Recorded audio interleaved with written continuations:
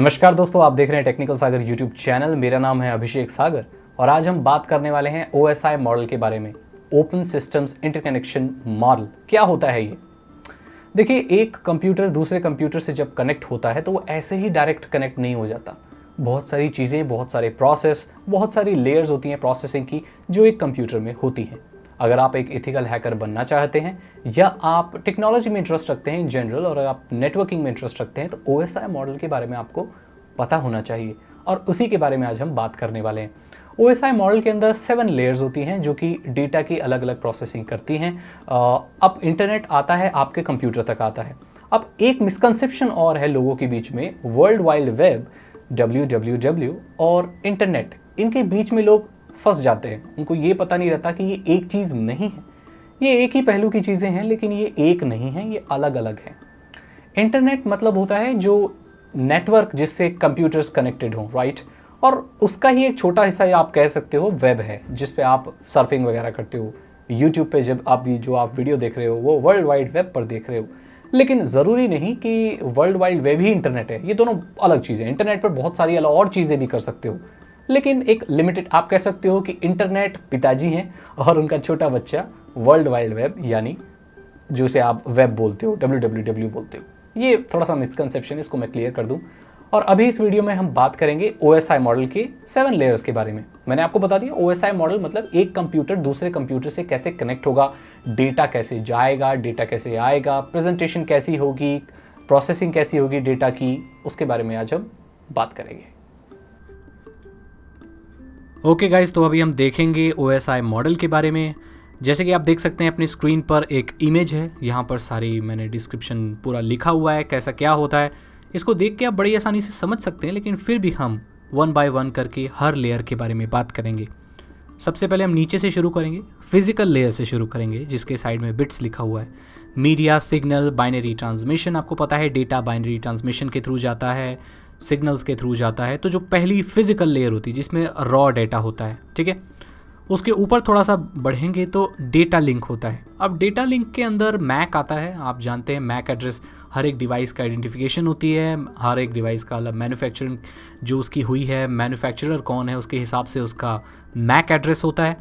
Internet आता है तो इंटरनेट कौन से डिवाइस में जाएगा ये कैसे पता होगा? इंटरनेट पर तो आपकी IP होती है, लेकिन आपके लोकल नेटवर्क पर आपके डिवाइस का मैक एड्रेस भी होता है, जो कि उसका एक फिजिकल एड्रेस होता है। अगर लोकल एरिया नेटवर्क है तो उसमें अलग अलग डिवाइसेस के अलग अलग मैक एड्रेस होते हैं, जिससे पता रहता है कि कौन सा डिवाइस कौन सा है।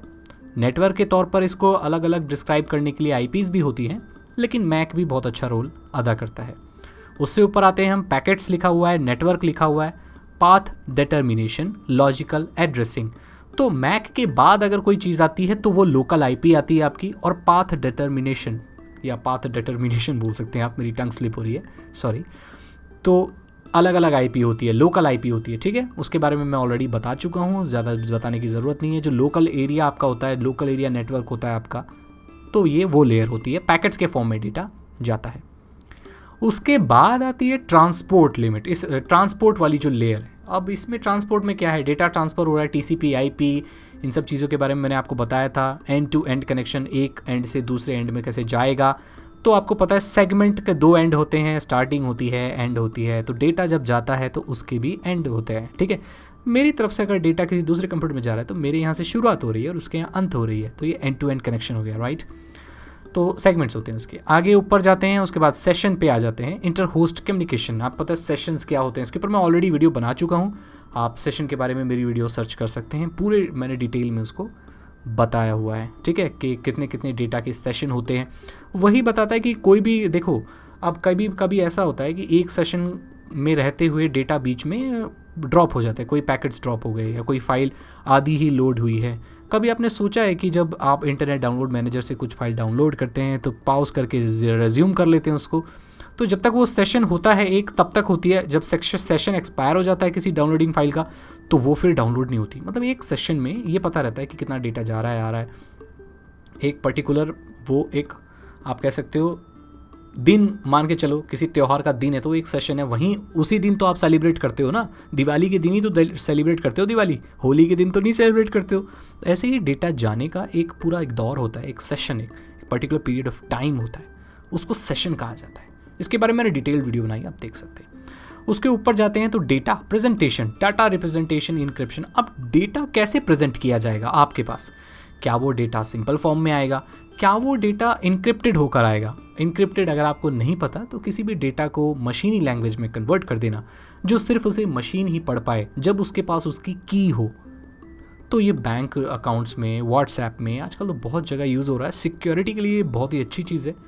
और इंक्रिप्शन के ऊपर भी मेरी एक डिटेल्ड वीडियो बनी हुई है। मैं इस वीडियो को छोटा से छोटा रखना चाहता हूँ।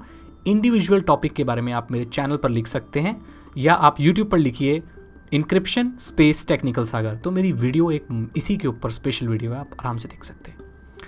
अब सबसे ऊपर जो कि सबसे कॉमन चीज़ है एप्लीकेशन लेयर। एप्लीकेशन लेयर में जो आप अपने ब्राउज़र पे इस्तेमाल करते हैं, कनेक्शन का इस्तेमाल कर रहे हैं, अपना वेब पेज सर्फ कर रहे हैं, वो सारी चीज़ें जो अपर लेवल पे होती हैं, जो हम देख पाते हैं कि एप्लीकेशन कौन सी लेयर, एप्लीकेशन कैसे डेटा को यूज़ कर रही है, कैसे आप FTP पे कर रहे हैं, कैसे आप SMTP पे कर रहे हैं, अलग अलग प्रोटोकॉल्स काम कर रहे हैं, सर्फिंग कर रहे हैं, वेब पेजेस लोड हो रहे हैं, वो जितनी भी चीज़ें होती हैं वो सबसे अपर लेयर में होती है जिसे एप्लीकेशन लेयर कहा जाता है। तो दोस्तों ये था OSI मॉडल। अगर आपके कोई सवाल हैं तो आप बेझिझक कमेंट में लिख सकते हैं, मैं पूरी कोशिश करूंगा उनका जवाब देने की, या हमारी इस फैमिली का कोई मेंबर अगर जानता होगा तो आपको वो जवाब दे देगा, आपकी मदद कर देगा। अगर आपको ये वीडियो अच्छी लगी तो इसे लाइक करें, अपने दोस्तों के साथ शेयर करें, और अगर आप मेरे चैनल पर नए आ गए हैं तो इस चैनल को सब्सक्राइब करें, बेल आइकन को प्रेस करें। मैं मिलता हूँ आपसे अगली वीडियो में। Thank you so much and good bye.